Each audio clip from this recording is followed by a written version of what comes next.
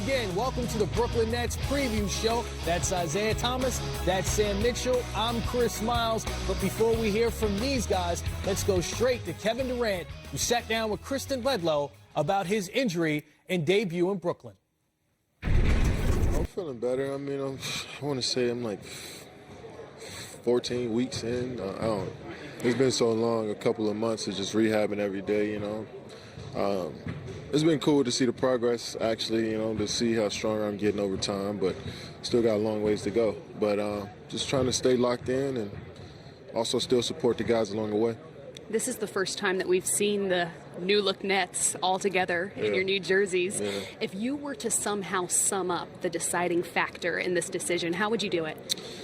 I would just say the culture that was set, how much that DeAndre, myself, Kyrie can add to the equation. We knew that we could take it to another level with just our experience in the league and the stuff that we accomplished individually, and you know, only can pour into the younger players and just the infrastructure as a whole. So it was a perfect place.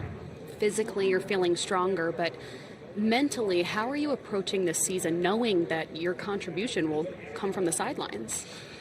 Man, it's different. Obviously, you know, I'm so used to wanting to get up every day and prove to my teammates how good I am, and not being able to do that is frustrating for me, but it's something I have to get over and figure out different ways to attack the situation as a teammate, you know. So I'm looking forward to, you know, the challenge and figuring out new ways to help and contribute to the group. But ultimately, you know, my best way of doing it is rehabbing and getting back and, you know, being a strong player when I get back from this injury. So, but there's other ways I can help. This, though, is very different than the last time you donned a new jersey, because now you're a two-time champion, two-time finals MVP. What have you learned about winning that you hope to implement here? Just how much focus it takes on a day-to-day in order for you to sustain the level of greatness that you want to get to, which is, you know, ultimately winning the championship and doing it over again, you know, consecutively, and having a team that, with the Warriors, who knew how to, you know, stay focused at the right times. I think that was key for us, and it's something I learned along that way. A very relaxed Kevin Durant, a very accomplished Kevin Durant. Nets general manager Sean Marks also said that KD will not play this regular season. That was prior to media day. Isaiah, how important was that in setting the tone, setting the expectations before Kevin Durant addressed the media? I thought it was extremely important, you know, for him to set the expectations. Now, being someone who's had that Achilles injury before, I do know that, you know, KD will be ready to play probably by April. Now, can he come back and perform? Will he come back and play? I don't know, but injury-wise, you know, being able to recover from that injury, he will have had enough time to recover. And will he come back and be able to play? Probably not until next year, but physically, you know, by April, he will be ready to play. Look, he should sit out this year. I know there's going to be people, especially as the season goes on and Brooklyn is in the playoff hunt with Kyrie and those guys, they're going to want to see him play. What happened the last time Kevin Durant came back a little early? I just tore my Achilles a year ago. Now, I elected to have the non-surgery and the rehab, and I'm still walking with a limp, and it's 14 months later. The Achilles injury is no joke. You got to be careful, because it's not just the Achilles healing. Everything is connected. It's your calf, it's your knee, it's everything. And so the thing that Kevin Durant has to realize is that not only does he have to strengthen that Achilles, everything on the side of that body, the knee, the calves, everything's got to be strengthened and retaught how to work and fire in sequence again. If not, you're going to start breaking down other areas. I think the most important thing, if we learn anything about the Toronto Raptors, the way they did with Kawhi Leonard, is that if you put the players' health first, then it's going to reward you on the back end. And I think the Brooklyn Nets are going to be smart. Sean Marks is going to be smart. He's going to set KD, let him heal properly, let him get his confidence back in that injury, and let him sit out the full year and bring it back slowly. Another person we heard from about the Kevin Durant injury was Kyrie Irving. He said, hey, we're going to make sure he's fully recovered before he steps back onto the court. Not exactly sure that's Kyrie's place of expertise, or, you know, he's not part of the front office. But considering what he went through in Boston, considering his situation in Cleveland, how he wanted out of there. Is he at a crossroads in his career where he has to be just as good off the court with his teammates as he is on the court? I think so. I think the fact, first of all, I respect what Kyrie said, to take ownership of what happened in Boston and say, look, I wasn't at my best. I didn't bring my best to the table.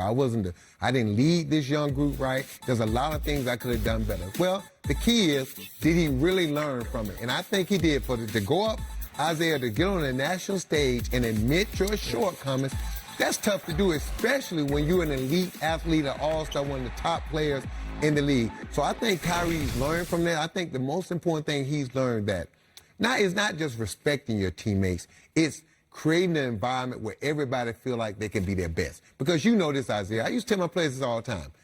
The stars got it easy. People say, what do you mean? They make all the money.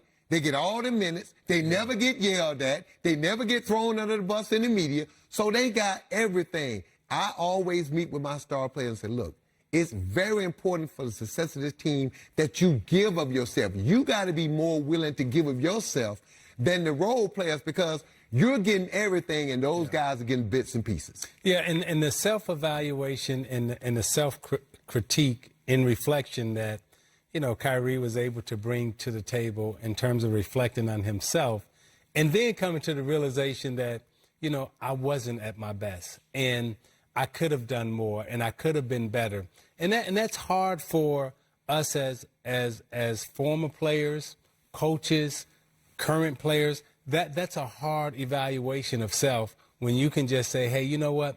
I wasn't at my best, and I wish people would have seen me when I was at my best. And I wish I would have been able to give the fans of Boston my best, but I wasn't able to give it to them for whatever reason, and I feel bad about that. So I'm happy that from a leadership standpoint, self-evaluation, self-critique, that he was able to come to that conclusion. Well, looking at Brooklyn on the court, let's focus on that a bit. When you look at what D'Angelo Russell was able to do, have a breakout season with the Nets, now Kyrie essentially steps into that role. How is it different with Kyrie as opposed to D'Angelo?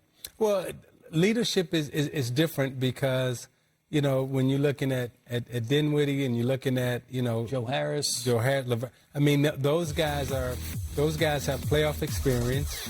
They've learned, they've had success without Kyrie, and it's a very similar situation that he inherited when he walked into the Boston Celtics.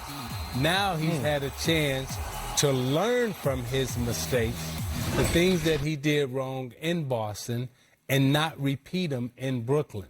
So this is an interesting time for Kyrie because, again, the reflection and the self-evaluation was accurately critiqued. Now, can he learn from those past experiences and come to Brooklyn and be a better Kyrie as a leader, not necessarily a better basketball player, but a better person and a better leader? Sam, when I look at Kenny Atkinson, he paid his dues, 8 years as an assistant coach. This is his first head coaching job in the NBA. 20 wins his first year, 28 his second, 42 last season. But this is the first year, and really the expectations are a lot higher of him. How is the job different from when he took it 3 years ago to where he was last season to what he comes into this season? You just said it. What's that word? Expectations. Expectation. Oh, my God. Look, when there's no expectations, it's a lot easier. But the fact that they're coming off 40-plus win season, making the playoffs, creating some excitement, I think Kenny Atkinson is an excellent coach. I think he's the right coach for this Brooklyn team. They have an identity now. When you talk about the Brooklyn Nets, since Kenny Atkinson, Sean Marks, and all came in, taken over, they have an identity. They know who they are. They know how they play. And the reason that's important, Chris, when you bring new players, like all these new players, the Nets have revamped their roster. So when you bring these players in, the few holdover players are going to say, look, this is how we do things. This is what coach wants. This is what the GM wants. This is how we practice. This is how we watch film. This is how we prepare. And as a coach, you want to set the tone early. And the fact that you got to bring in guys, and I think this is a blessing in disguise. What hurt Boston with Kyrie is going to be a blessing for New Jersey because he now knows his mistakes. And again, if Kyrie Irving is the basketball player and even the man that we think he is, it's going to work out great for Brooklyn because he's been there, done that, made his mistakes, stood up and admitted to them, and now he's ready to lead this young, exciting Brooklyn team into the future. Yeah, I agree with Sam. Yeah, Kyrie Irving, certainly a guy with tremendous talent. We just call him a closer, right? He's like the Mariano Rivera of basketball in the sense you give him the ball at the end of the game, you know he's going to make that final shot. You know, Spencer Dinwiddie, he performed in that role a little bit last season, finished fourth in the sixth-man voting last season for the Brooklyn Nets. When we come back, we're going to take a look at just how deep this team is on the Brooklyn Nets preview show.